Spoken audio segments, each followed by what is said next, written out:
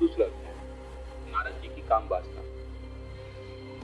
सूत जी बोले, हे ऋषियों, एक समय की बात है, ब्रह्मापुत्र नारद जी हिमालय पर्वत की एक गुफा में बहुत दिनों से तपस्या कर रहे थे। उन्होंने दृढ़ता पूर्वक समाधि लगाई थी और तप करने लगे थे। उनके उग्र तप का समाचार पाकर देवराज इंद्र कांप उठे। उन्होंने सोचा कि नारद मुनि मेरे स्वर्गलोक का राज्य छीनना चाहते हैं। यह ख्याल आते ही इंद्र ने उनकी तपस्या में विघ्न डालने की कोशिश की। उन्होंने कामदेव को बुलाया और कहने लगे, हे कामदेव, तुम मेरे परम मित्र एवं हितैषी हो। नारद हिमाचल पर्वत की गुफा में बैठकर तपस्या कर रहा है। कहीं ऐसा न हो कि वरदान में ब्रह्मा जी से मेरा स्वर्ग का राज्य ही मांग बैठे। अतः तुम वहां जाकर उसका तप भंग कर दो। यह आज्ञा पाकर कामदेव बसंत को साथ ले बड़े गर्व से उस स्थान पर गए और अपनी सारी कलाएं रच डाली। कामदेव और बसंत के बहुत प्रयत्न करने पर भी नारद मुनि के मन में कोई विकार उत्पन्न नहीं हुआ। महादेव जी के अनुग्रह से उन दोनों का गर्व चूड़ हो गया। ऐसा इसलिए हुआ क्योंकि महादेव जी की कृपा से नारद मुनि पर कामदेव का कोई प्रभाव नहीं पड़ा था। पहले उस आश्रम में भगवान शिव ने भी तपस्या की थी। उसी स्थान पर उन्होंने ऋषि मुनियों की तपस्या का नाश करने वाले कामदेव को भस्म कर डाला था। कामदेव को भस्म देखकर उनकी पत्नी रति ने बिलखते हुए भगवान शंकर से उन्हें जीवित करने की प्रार्थना की थी तथा सभी देवता भी शिव जी से प्रार्थना करने लगे। तो भगवान महादेव जी ने कहा था कि कुछ समय पश्चात कामदेव स्वयं जीवित हो जाएंगे, किंतु इस स्थान पर इसके आसपास जहां तक भस्म दिखाई देती है वहां तक की पृथ्वी पर कामदेव की माया और कामबाण का कोई प्रभाव नहीं पड़ेगा। इस प्रकार उस स्थान से कामदेव लज्जित होकर वापस लौट आया। देवराज इंद्र ने जब यह सुना कि नारद जी पर कामदेव का कोई प्रभाव नहीं पड़ा तो उन्होंने नारद जी की खूब प्रशंसा की। भगवान शिव की माया के कारण वो भूल गए कि शिव जी के शाप के कारण उस स्थान पर कामदेव की माया नहीं चल सकती।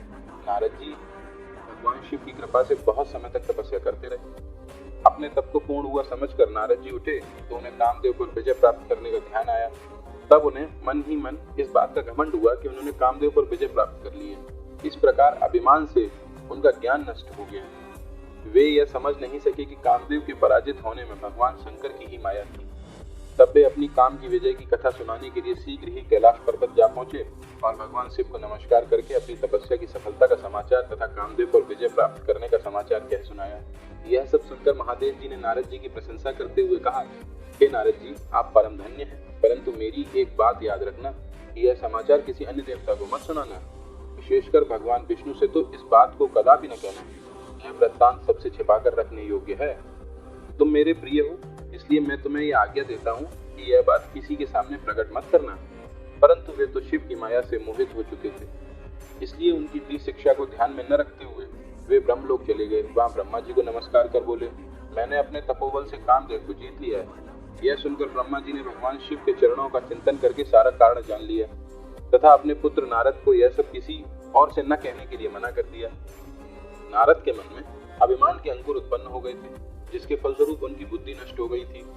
वे तो तुरंत विष्णु लोक पहुंचकर भगवान विष्णु को यह सारा किस्सा सुनाना चाहते थे। अतः शीघ्र ही वे ब्रह्मलोक से चल दिए। नारद मुनि को आते देखकर भगवान विष्णु सिंहासन से उठ खड़े हुए।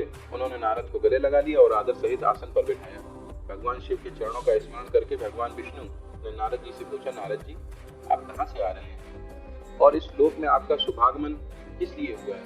यह सुनकर नारद जी ने अहंकार सहित अपने तप के पूर्ण होने एवं कामदेव पर विजय प्राप्त करने का समस्त मार्ग उन्हें कह सुनाया। भगवान विष्णु काम के विजय के असली कारण को समझ चुके थे। वे नारद जी से बोले, हे नारद जी, आपकी कीर्ति एवं निर्मल बुद्धि धन्य है। काम, क्रोध एवं लोभ, मोह उन मनुष्यों को पीड़ित करता है जो भक्तिहीन है।